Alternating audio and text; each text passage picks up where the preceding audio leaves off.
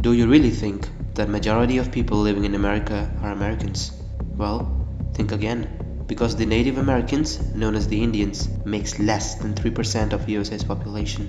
These are the people to whom USA actually belongs, who actually can call it home. The rest are descendants of butchers and devils, who came mostly from parts of Europe. They slaughtered these Native Americans and took over their nation.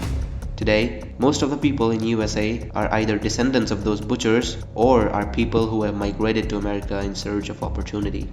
Who do you think runs the United States of America? Or who were the people who built the US? Actually, it was upon the blood and sweat of the African slaves that America was built, and it is the migrants from other nations like China and mostly India who actually runs America. It isn't run by descendants of those Europeans who now happens to call themselves Americans. Who do you think are Australians?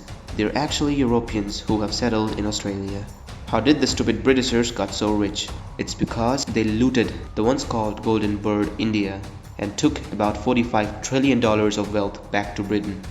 This here is the Branded Line, created by Willy Brandt in 1980. It divides the globe into two halves, of which the global north is made up of predominantly wealthy developed countries with people having better standards of living.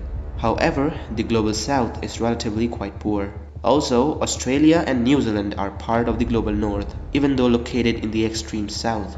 The reason being obvious that both the nations are quite developed to be considered in the global south. Now as the years rolled by, this Branded Line gave birth to a much larger concept, the concept of a rich global north and a poor global south. It sounds sad, but it's nothing compared to how evil most nations in the global north are.